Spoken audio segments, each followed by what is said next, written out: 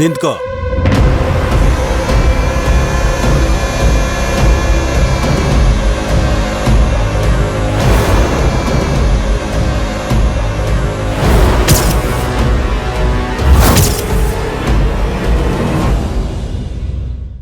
ನೀನ್ ಹೇಳಿದ್ದೇನು, ಮಾಡ್ತಾ ಇರೋದೇನು?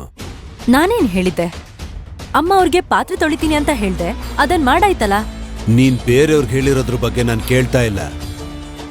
ನನ್ನ ಹತ್ರ ಏನ್ ಹೇಳಿತ್ತು? ನಾನೇನ್ ಹೇಳಿದ್ದೆ? ನೀನೇ ಹೇಳು. ಶಕ್ತಿನ ಬಳಸಲ್ಲ ಅಂತ ಹೇಳಿ ಇವಾಗ ಬಳಸ್ತಾ ಇದೀಯಾ. ಹೌದಾ? ನಾನು ನನ್ ಶಕ್ತಿನ ಬಳಸ್ತಾ ಇಲ್ವಲ್ಲ. ನೀನೆ ನಿನ್ನ ದೇವ್ರು ಅಂತ ಹೇಳ್ಕೊತೀಯ, ಆದ್ರೆ ಮನುಷ್ಯರು ತರ ಸುಳ್ಳು ಹೇಳ್ತಾ ಇದೀಯಾ.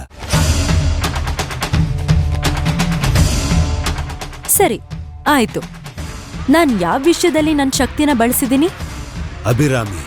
ಅಭಿರಾಮಿ ವಿಷಯದಲ್ಲಿ. ಅಭಿರಾಮಿ ಹೊಟ್ಟೆಲಿರೋ ಮಗುನ ಮಾತಾಡ್ಸಿದ್ಯಾ? ಯಾವ ಕಾಲದಲ್ಲಿ ಹೊಟ್ಟೆಲಿರೋ ಮಗು ಮಾತಾಡಿದೆ?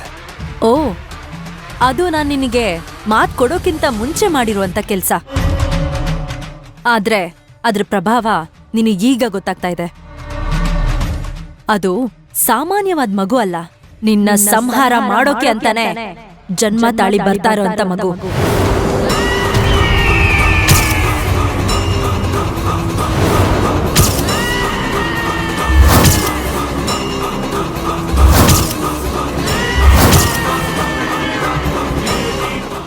ಆ ಮಗು ನನ್ನ ಸಂಹಾರ ಮಾಡುತ್ತಾ?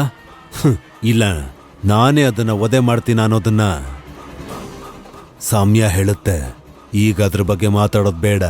ನನ್ನನ್ನ ಸಂಹಾರ ಮಾಡೋದಕ್ಕೆ ಒಂದು ಮಗುನ ಸೃಷ್ಟಿ ಮಾಡೋದನ್ನ ಬಿಟ್ಟು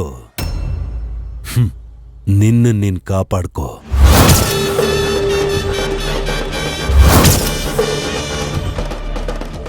ಯಾರಿಂದ ನನ್ನ ನಾನು ಕಾಪಾಡ್ಕೊಳ್ಬೇಕು? ನನ್ನಿಂದ. ಸದ್ಯದಲ್ಲೇ ನಿನ್ನನ್ನ ಶಾಶ್ವತವಾಗಿ ದಿಗ್ಬಂಧನ ಮಾಡ್ತೀನಿ.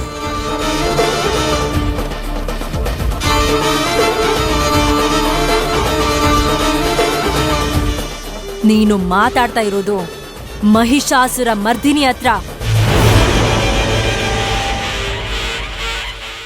ನಿನ್ನನ್ನ ವಧೆ ಮಾಡೋದು ಒಂದು ಗಿಡದಿಂದ ಎಲೆ ಕಿತ್ತಷ್ಟೇ ಸುಲಭ ನನಗೆ. ಇಲ್ಲೇ ಈ ಕ್ಷಣದಲ್ಲೇ ಇದನ್ ಮಾಡಬಲ್ಲೆ. ಆದ್ರೆ ಆ ಮಗುವಿಂದನೇ ನಿನ್ನ ವಧೆ ಆಗ್ಬೇಕು ಅಂತ ವಿಧಿ ಬರಹದಲ್ಲಿದೆ.